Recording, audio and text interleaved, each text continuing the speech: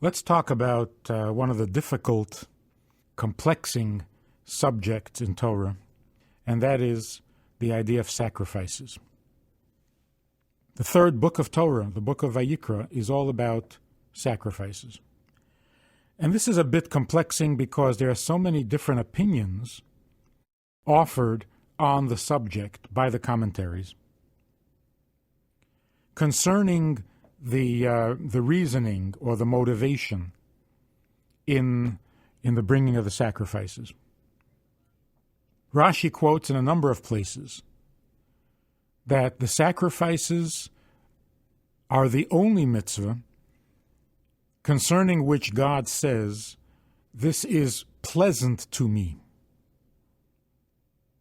And Rashi comments that it is pleasant to me that I instructed and my will was fulfilled.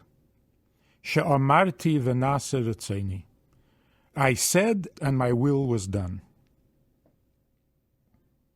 So there are a number of explanations as to what makes this mitzvah different. There are other commandments, known as chukim, which we do only because God asked and we are fulfilling His will. In what way is this mitzvah any different than all those other chukim? Every commandment for which we don't see any immediate benefit, any human benefit, which would make it part of the chukim type of commandments, are fulfilled with the reasoning, with the understanding that obedience is a virtue, that fulfilling God's will for its own sake is a virtue, and that our humility in obeying the commandment is a virtue. And therefore, if there was a reason, if God had a reason, if there was an actual benefit to the world or to us, which we are unaware of, which we can't appreciate, it would even make sense that God would keep that from us, not tell us those benefits, so that we have the virtue of doing for Him what He wants because He wants it. I mean, there are times when we don't tell our children the reasons, the benefits, the virtues of the things we ask of them. We don't always rationalize, or at least we shouldn't.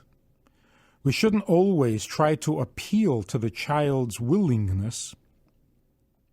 We should sometimes leave it as an instruction to be obeyed so that the child has that experience or that side of his personality or that character trait has an opportunity to develop as well.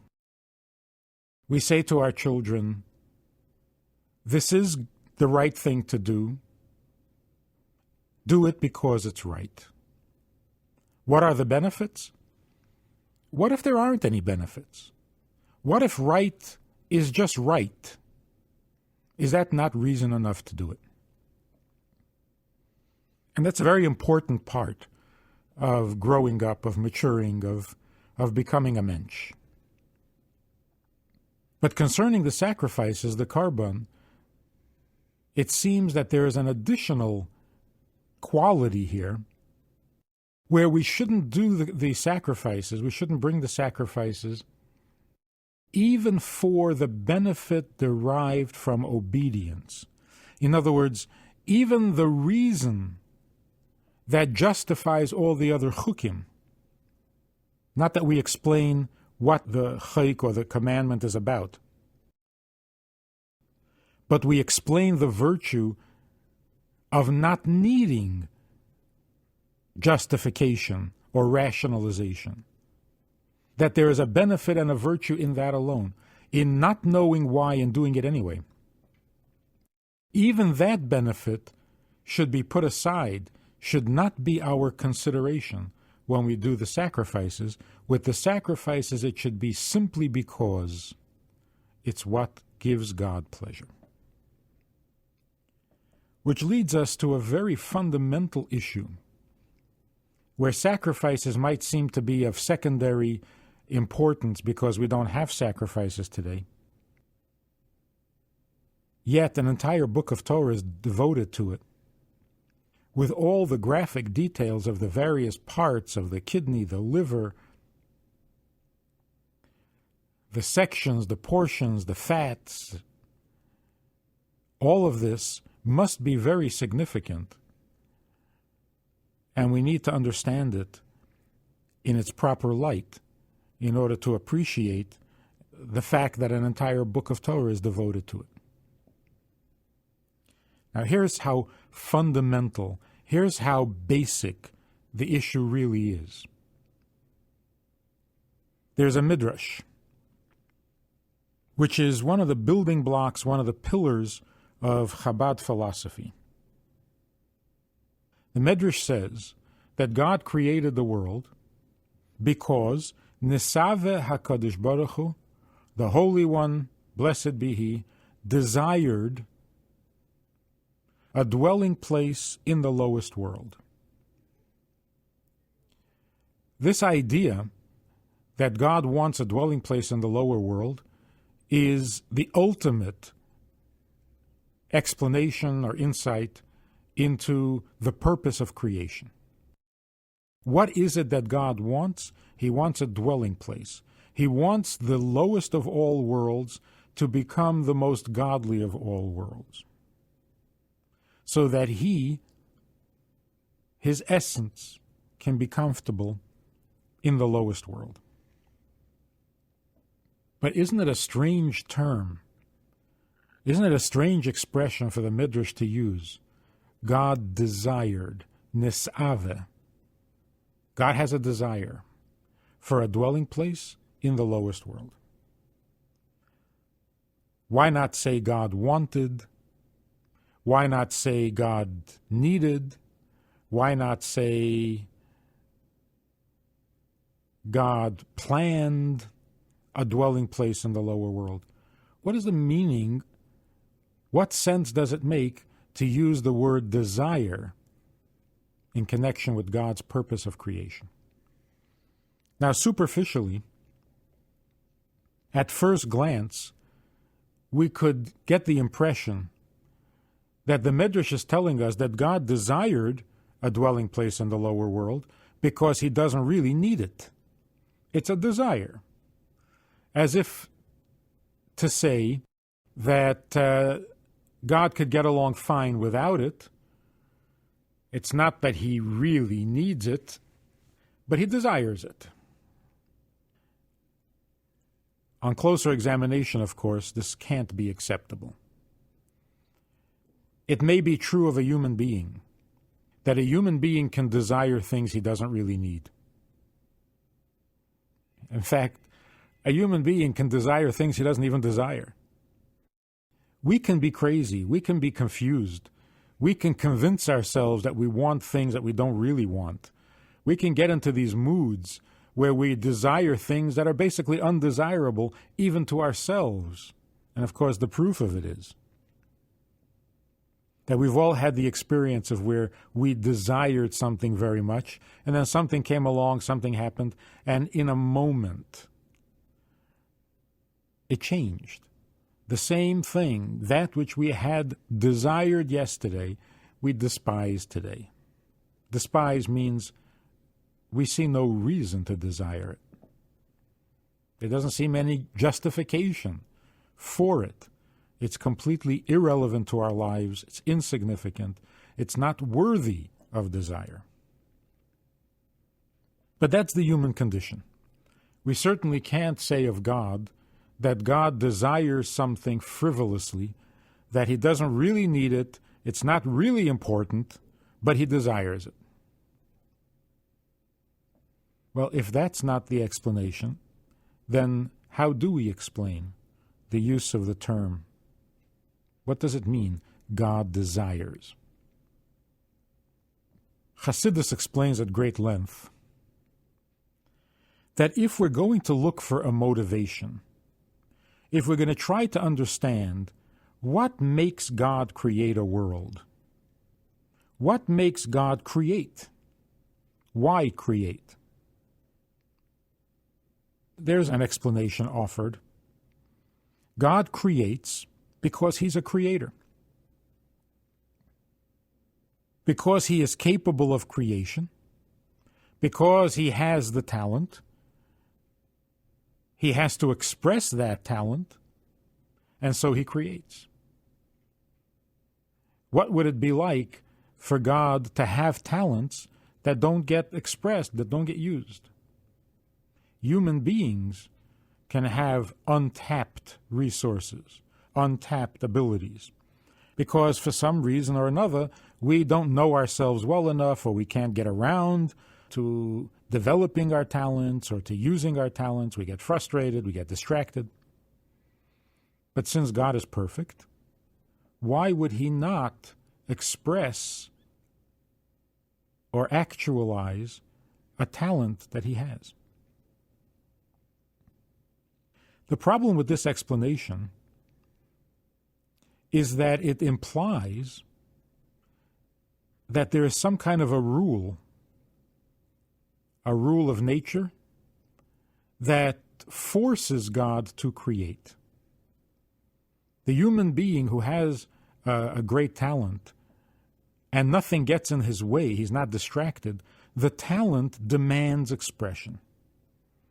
Person has a feel for music, he needs to express it.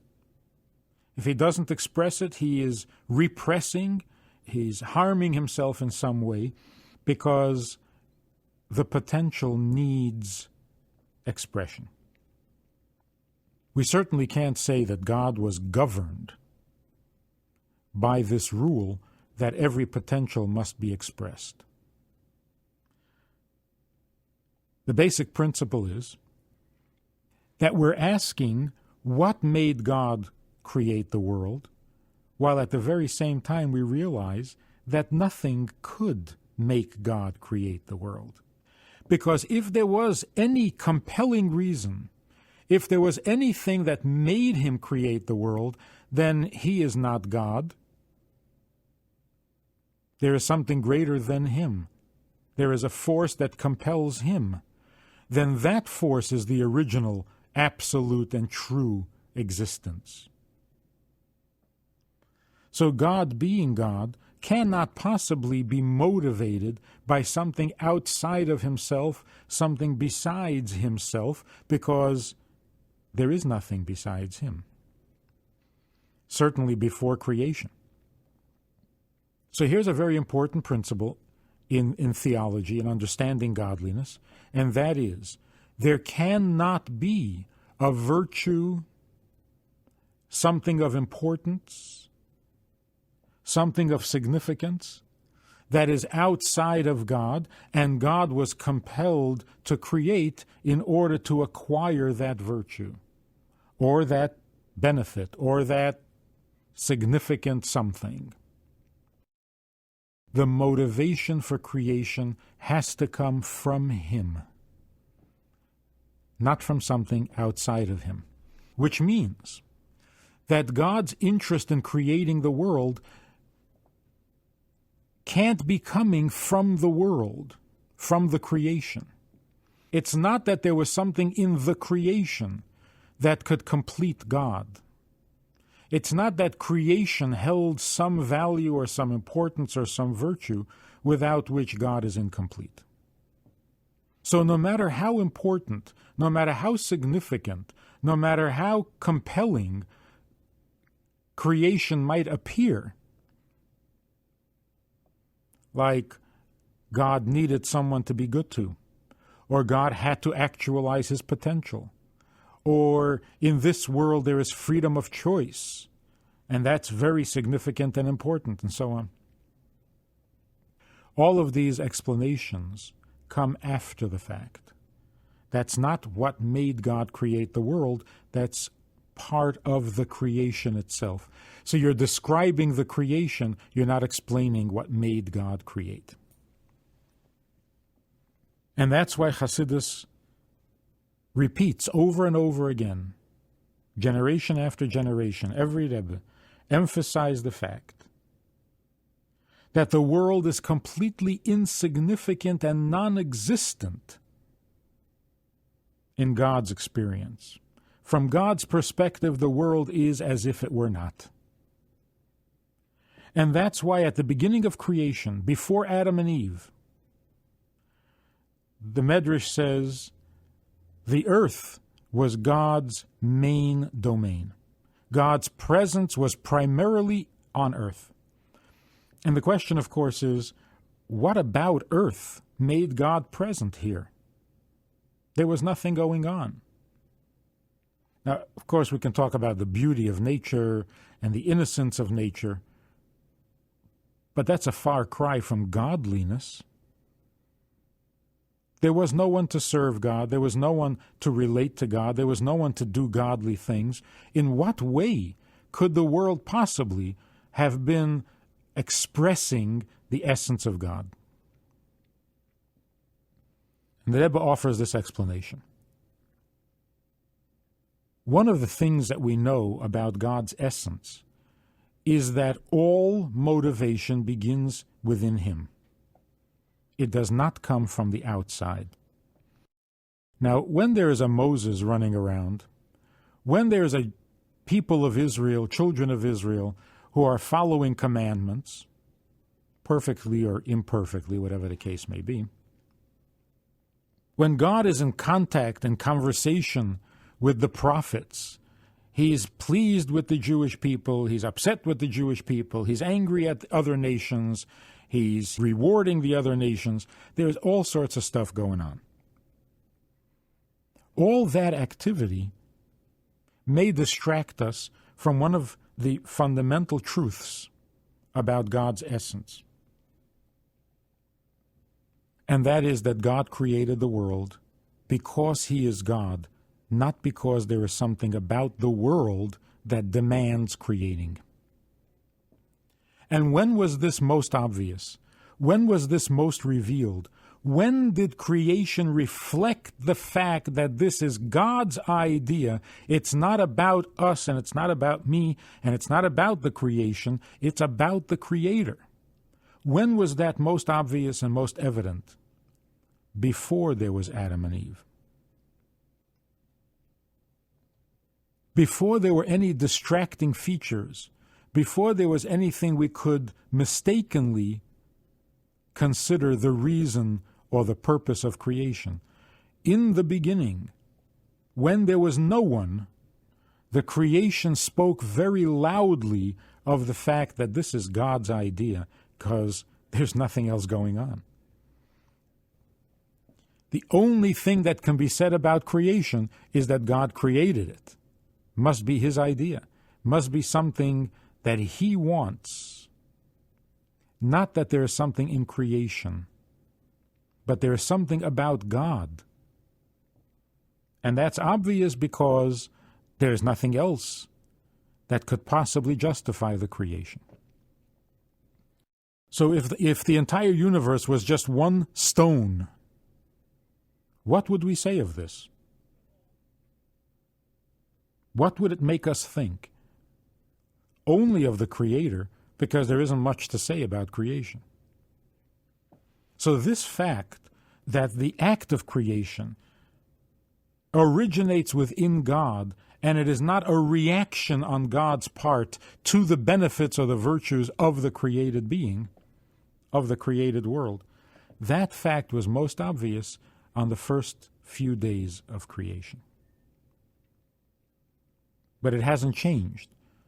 It's still true. So now we have a very interesting, seemingly contradictory set of truths. On the one hand, we are told that God desires a dwelling place in the lower world. This is the vast eternal plan.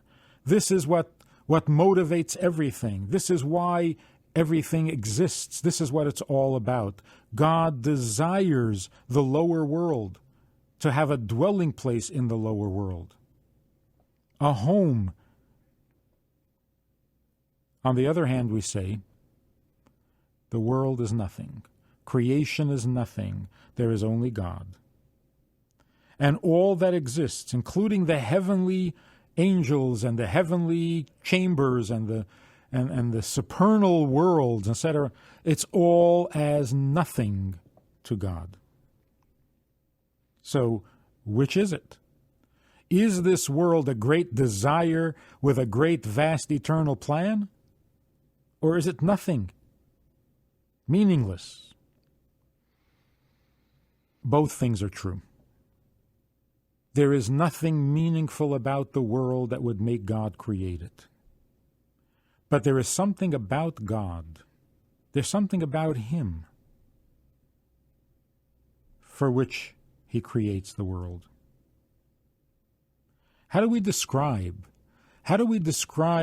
an internal, voluntary, compelling behavior? We don't have too many examples of this, because in our experience, when we desire something, it's because that something is desirable. In fact, let's understand human desire. The person who needs a car desires to have a car. But that desire is not really a pure desire. It's a need. It's a functional thing. A car has a functional purpose. If you need to get downtown, you have to have a car. You have to have some means of transportation.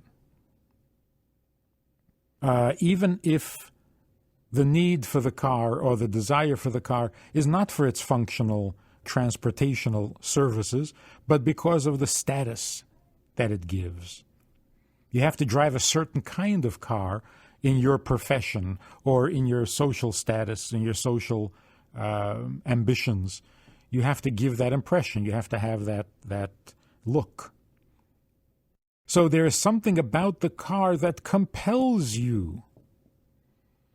It's not just your desire, it's the car's imposition. It imposes itself on you and says, you have to have me.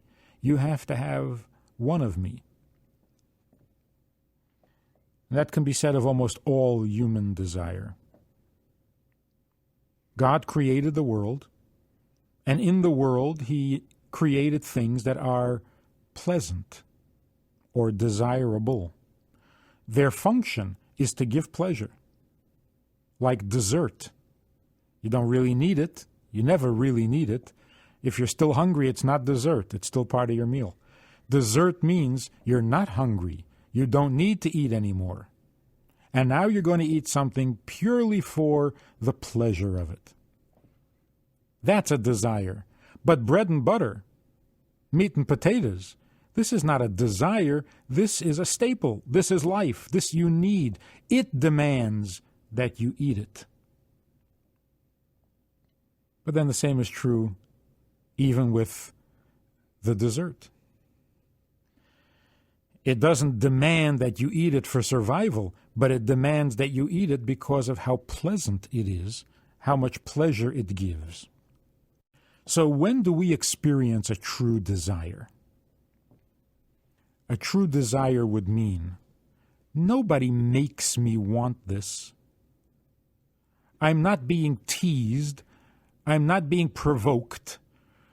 It's me, voluntarily, of my own, from within myself, for reasons that begin in me and not in the object of my desire.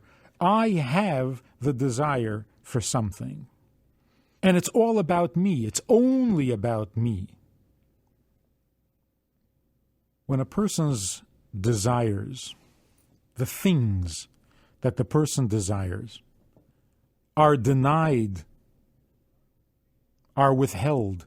The child who says, I need an ice cream, and the parents say, no, you can't have one. The child who says, I want to go play up on the roof, and the parents say, no, you can't, it's too dangerous. And the child says, I want to go on a trip, and no, it's too expensive. There are good reasons that even a child could appreciate What's dangerous should be avoided. What's too expensive can't be afforded. What's unhealthy should not be indulged in. A child can understand that. But if you say to the child, no, you can't have an ice cream because it's too much sugar, and no, you can't go on a trip because that's too much money, and no, you can't play in traffic because that's too dangerous, the child understands why he doesn't have the ice cream or the trip, but at the same time, the child is hurt.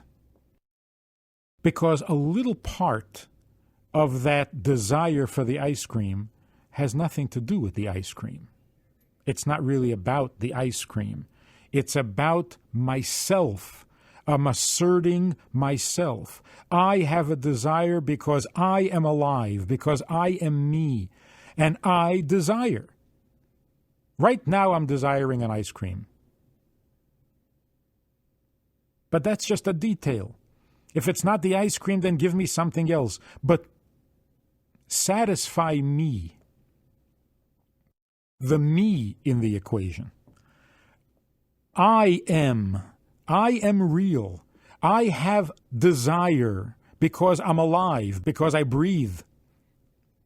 So maybe I can't have the ice cream. I can understand that. And maybe we can't afford to go on a trip. I can understand that too. But yet, I'm feeling like the me is being denied.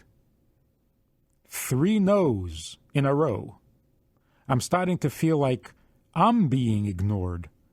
It's not about the ice cream. It's not about the trip. It's not about the car. So what is a true desire? A true desire means an expression of my existence, of my reality, of the fact that I live. That's desire. The need for the car actually denies my significance. If something makes me need it, then its significance is dominant, not my significance. So the fact that I need a car humbles me. I'm dependent on the car. But my desire to have a certain color car, my desire to have a certain style of car, that's me. That's just me. There's the expression in Hebrew, al tam v'reach ein lehisvakeach. You don't debate taste and style. Why can't we argue about which car is the most tasteful, which car is the most appealing? We can't argue that because there's no reality to that. The taste and the appeal, the look, is an expression of the viewer. Beauty is in the eyes of the beholder, because there is no beauty besides the eyes of the beholder. The purpose of taste is to express the person, not to describe the object. So there is no way of saying this design, this look in a car is more appealing. It's not more appealing. The whole purpose of style is to satisfy the reality, the significance, the importance of the buyer, not of the car.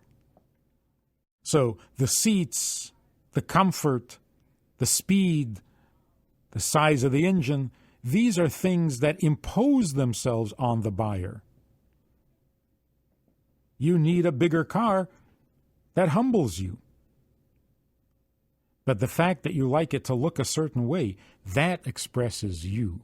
This is about you, not about anything else. So what is true desire? True desire means when the object of my desire doesn't have something I need, and therefore it compels me to desire it. True desire means there is something about me. This is how I work. This is how I see things. This is what I am. And what I am, will express itself in this kind of a style, in this kind of an object, and this kind of a creation. But it's not about the created being, it's about me. In other words, that part of desire that I cannot ignore because it's me, that is the true essence of desire. The size of the car we can negotiate. There's always a way around it. You need a big truck because you have to pick up large objects. Well, you can always rent a truck for that. You don't have to buy it. You can always work your way around a need. Your needs can change. Your job can change. Someone else can do it for you if it's just a practical need. A true desire is something you can't not feel. You can't not be that way. So when we say that God had a desire to create the world, we're not saying he doesn't really need it. We're saying the exact opposite. We're saying that for God to create is an essential part of being God. Not because the creation is important, but because there's something about God, within God, that compels him to have a dwelling place in the lower world. And what makes that obvious? How do we appreciate this fully? By realizing how insignificant the creation is. The more we realize that the world can't possibly offer God anything, the more we realize how significant creation is. Does this make any sense? You might think, again, superficially, at first glance, if we are to be convinced that the creation is not important, that there's nothing in this world that makes it necessary. Like fatalistic people who think, so what if the world blew up? So what if there was a big bang that took the world out of existence instead of bringing it into existence? So what? So there won't be a world. So nothing will exist. What would be wrong with that? What's the loss? So if we talk about how insignificant the universe is, how insignificant existence is, how irrelevant it is.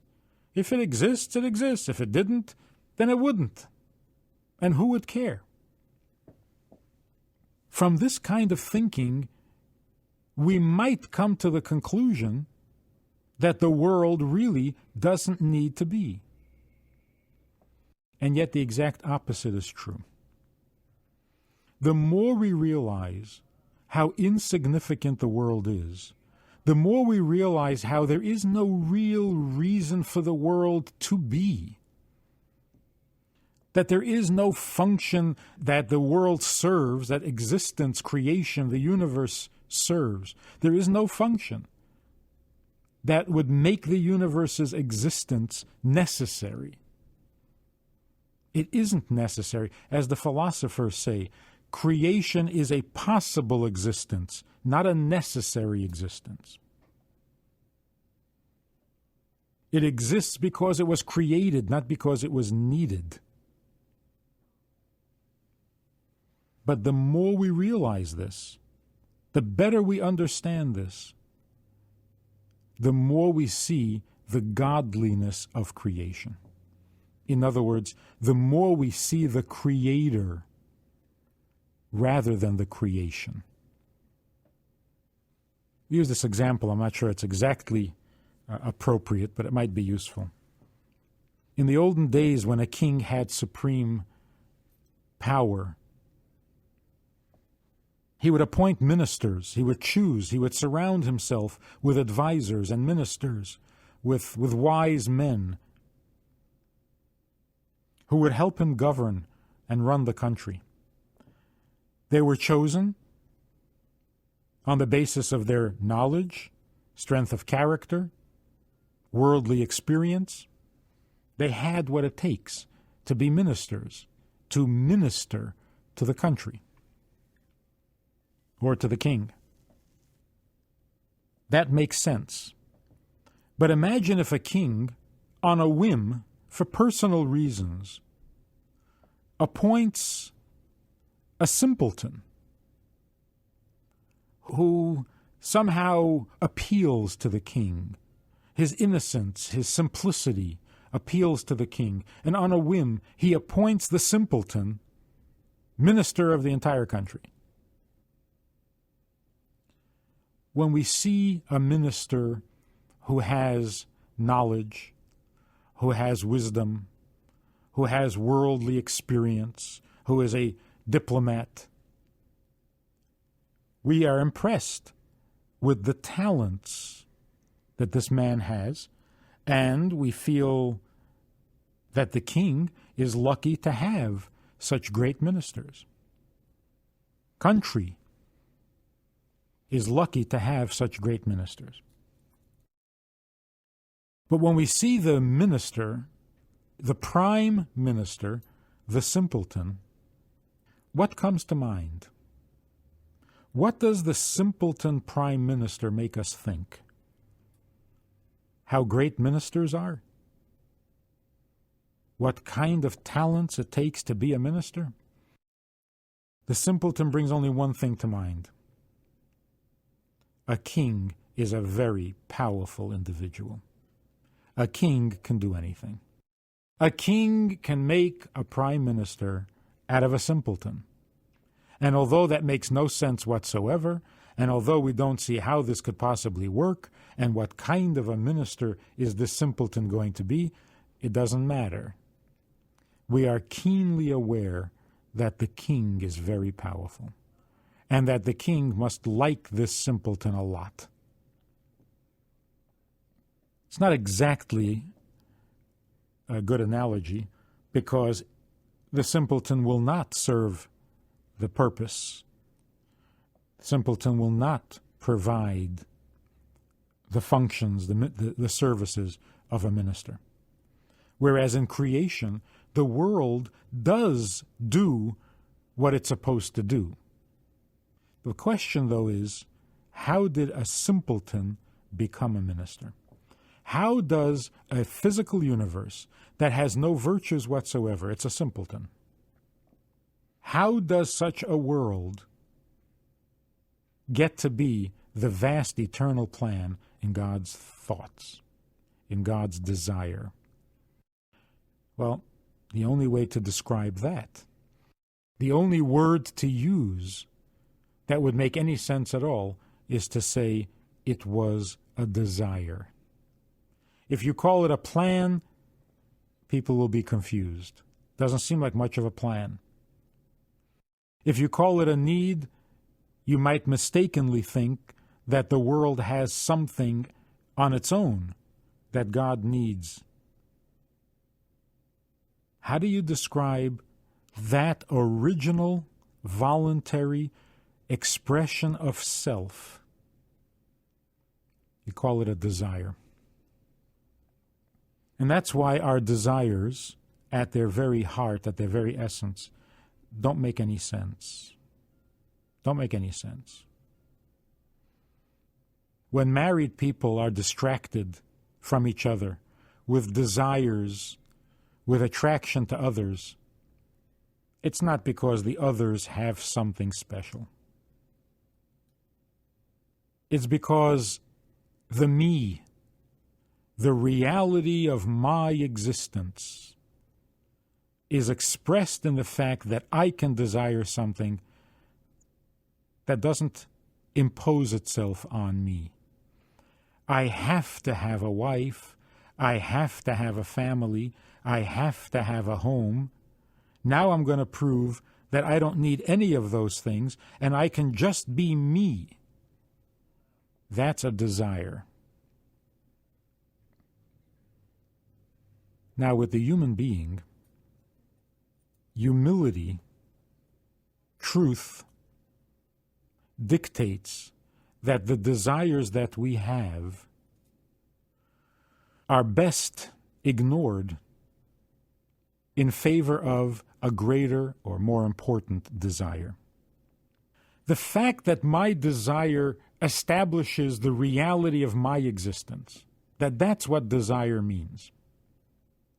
The fact that this expresses my validity, my significance, my reality, humility dictates that I surrender all of that because my reality is not the truth. Because the fact of my existence is not self-justified. In other words, when I express my true desire, I am acting like God. I am saying, in effect, I am saying my existence is real, or my existence is original. The reality of me, the fact that I am, begins with me. And that's why it's significant. And of course, that's not true. My reality does not begin with me. The significance of the fact that I am does not come from within me. It's like the reason I have a desire, a true desire, is because I was created in God's image, not because I am essentially that way. It's not that the created being, the human being, has a desire similar to God's desire. God's desire is original. Ours comes from outside of ourselves. Even the desire that is a true desire, I inherit this. It's not my own. I did not originate this. So even those things that I want for no reason at all, simply because I am, is only a copy. It's only an image of the true desire, which is, of course, in God. So when I do something only because I desire it, that's playing God. That is the flip side, the unholy side of this godly reality. That within God, desire is the ultimate truth. The fact that God desires creation means that this is really Him, that the creation is as significant as He is, because it is about Him and not about itself, not about creation itself. That's a godly reality. Now, the flip side of that is when something other than God behaves that way. So when I indulge, when I give significance to my desire, pure desire, then I have turned myself into an idol. I imagine myself God. Perhaps that's the evil, the wickedness, the unholiness that describes Amalek. There are other nations like the Canaanites, for example, or the Philistines, whose unholiness consisted of the fact that they were a reflection of a divine attribute. God has love, and they believed that they were the embodiment of love, of kindness. But God's love is godly, their love is not. But they turned their own love into an idol. An idol meaning, when you take a divine attribute, you take some aspect of God and you attribute it to yourself, and you claim to have that same quality or that same attribute as does God, and that means you've made God out of yourself. But Amalek didn't take a particular virtue like love or compassion or strength. He took this very essential quality called desire. I am I am, this is me, which in God is absolute truth, and in the human being, absolute evil. And that's why we say a mensch, who is a real decent human being, somebody who will never do something strictly because he feels like it, simply because it proclaims his reality to the world. That's not menschlich, because a human being, in order to be a mensch, has to recognize where he belongs. We know where we fit. We know where we belong, what our role is, what our place is, and we do it well. Then we're a mensch. But if we start playing God, of course we're not going to be a mensch. Let's go back to sacrifices for a moment. The verse says, concerning sacrifices, it introduces the whole subject with these words. When a person wants to bring a sacrifice from among you, which is kind of a clumsy sentence, it should say a person among you who wants to bring a sacrifice. So Chassidus explains. What it means is this. Adam ki yakriv, when a person wants to get closer to God, he has to bring a sacrifice from among you. In other words, from himself. The sacrifice is not just the animal, it's the person. If you want to get closer to God, you have to give to God some part of yourself. It's got to come from within you. Just having a goat killed doesn't get you closer to God. Which means in simple terms that if you want to get closer to God, you want to repent your sin, you want forgiveness for your sin, you have to bring yourself closer, not just the goat.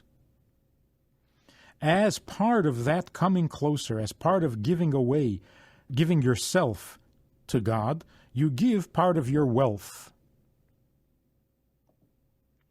And of course, in the early days, wealth was a goat or a lamb or a cow.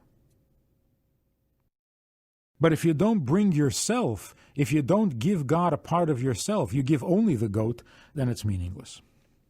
But Chassidus takes it a step deeper. Which part of yourself? What does it mean, yourself? Bring yourself closer to God. What is this self? The self means your desire. When do we really see yourself? Not when you need a car, not when you need to have food. That's not yourself. That's cars and food. When do we see yourself? When you desire something which has no purpose, which has no virtue of its own. It only serves to express your desire. It by itself is meaningless and insignificant. That desire, that's you. And when you give that to God, now you're getting closer to Him. So here's what sacrifices means. The sacrifice means God desires creation. God desires a relationship with you and with the world and with His creation because that's Him, because He desired it. It's not about the creation and it's not about you, it's about Him. How do you get closer to Him? By not pulling in the opposite direction and having your own desire, which makes you, you, and not Him. When you give that to God, then you become part of His desire. Then you are closer.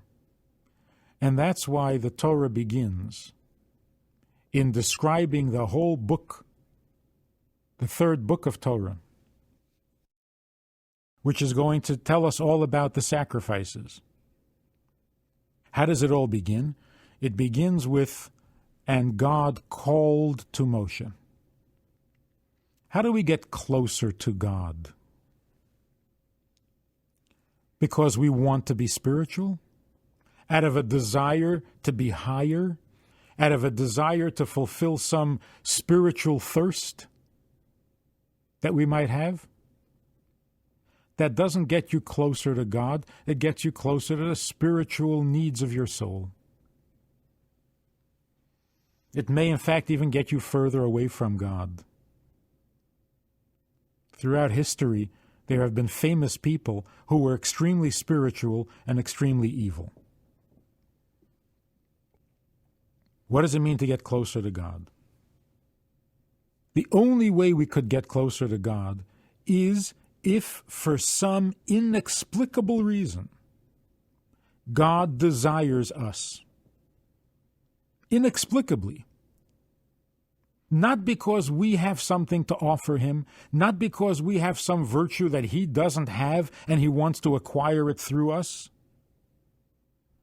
but because for some inexplicable reason, unimaginable, God desires us.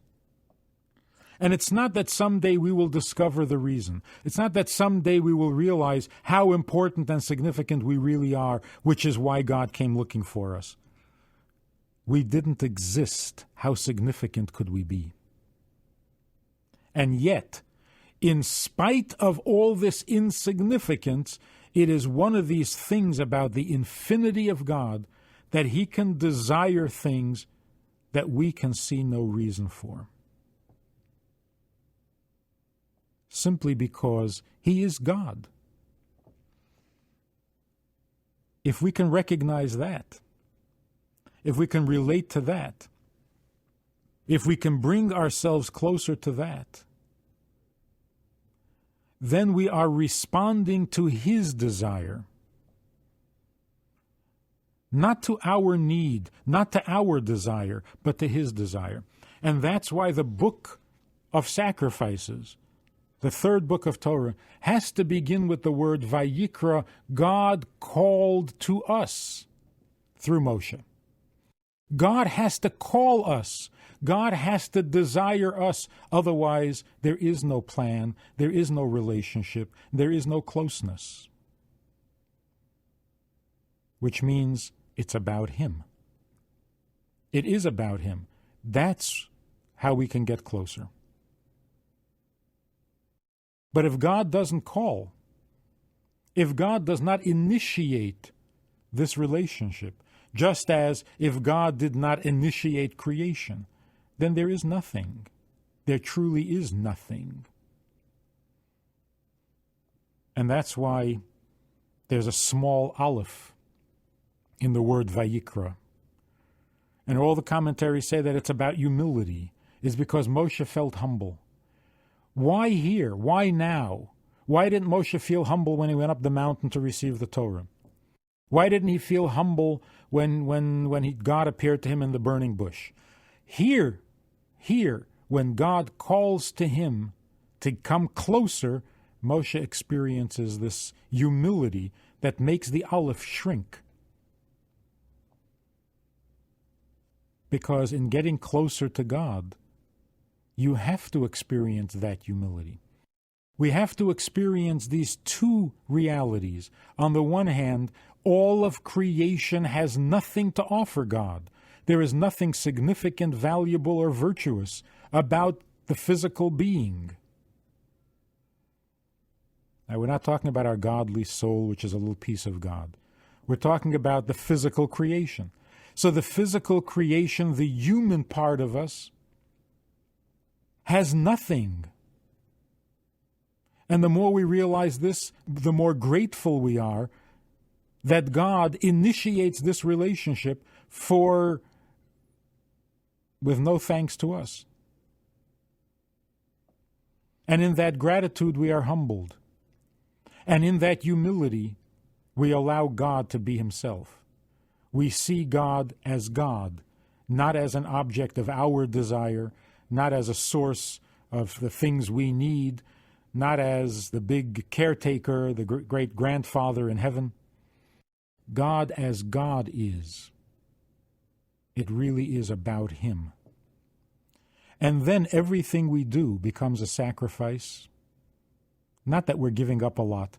Sacrifice meaning everything we own, everything we do, gets elevated to the status of a carbon, meaning closeness, closer to God.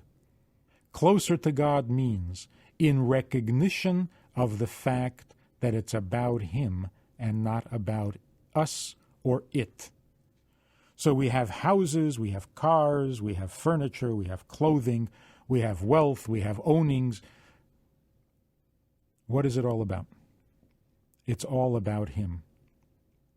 And that's how we take this world and turn it into a dwelling place for God. Because we are capable of seeing past our own desires and not treating it as God, and letting God be God, because all of creation is His desire, and that means that He couldn't have it any other way. And for that, we worship Him. Shalom Aleichem. How are you? You know, I do a lot of talking, a lot of Zooming, many classes, many subjects, but that's all formal stuff. Hopefully good stuff, but formal. We also have a Wednesday night meeting that's more informal and kind of Hamish. If you want to join us for that kind of an event, interactive, time for questions and so on. If you want to join us for this side of conversation, click on the link below and join us every Wednesday night at 9 o'clock.